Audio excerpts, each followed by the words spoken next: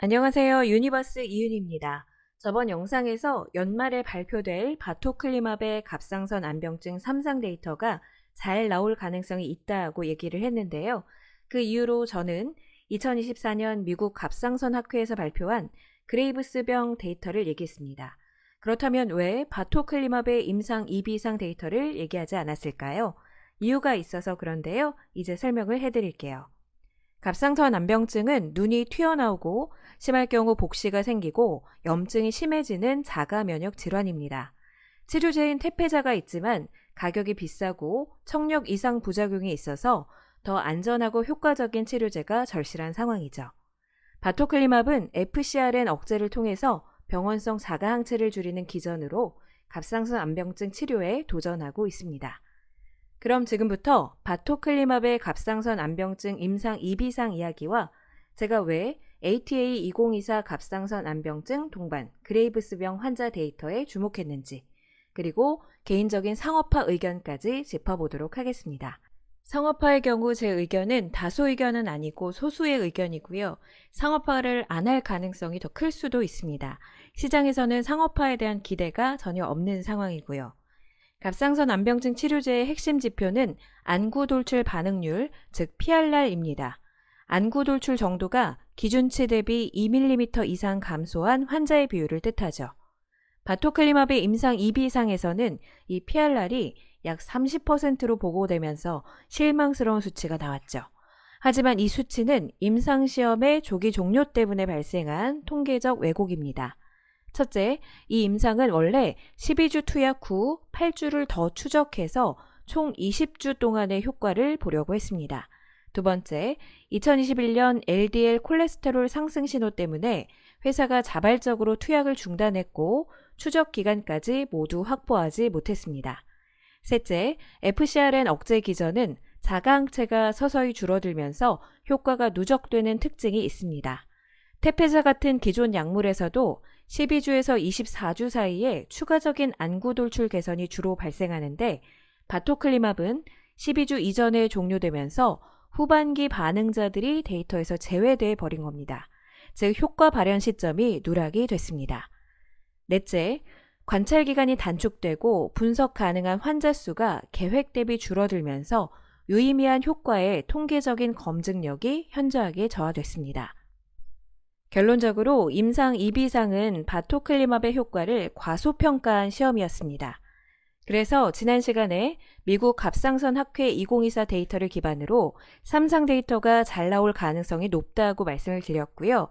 다시 한번 복기해드리면 그레이브스병 환자 중 갑상선 암병증 동반 환자들의 24주 연장 데이터가 잘 나왔고요.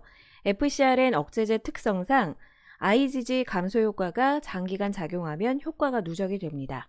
이 24주 연장 투여 데이터에서는 안구 돌출 감소폭이 평균 마이너스 3mm 수준까지 개선되는 양상이 확인됐습니다. 임상 2비상 중간 데이터에서 이미 위약 대비 효과를 보였고 관찰 기간을 24주로 연장했을 때 효과가 훨씬 더 커진다는 것을 3mm 개선 수치가 뒷받침하는 거죠. 바토클리맙은 이 결과를 바탕으로 임상 3상을 24주 투여와 12주 추적 관찰 설계로 변경을 했습니다. 24주 투여 시 PRR이 50%를 상회하는 수준까지 충분히 상승할 것으로 예상하고 있습니다. 이 정도면 현존하는 갑상선 암병증 치료제와 충분히 경쟁 가능한 수준입니다. 그렇다면 갑상선 암병증 2비상을 조기 중단시킨 LDL 콜레스테롤 상승 문제는 상업화의 걸림돌이 될까요? 저의 분석은 아니다입니다. 세 가지 이유 때문인데요. 첫째, 투약 중단 후 8주가 지난 시점에 LDL 수치는 기준치 이하로 회복됐습니다.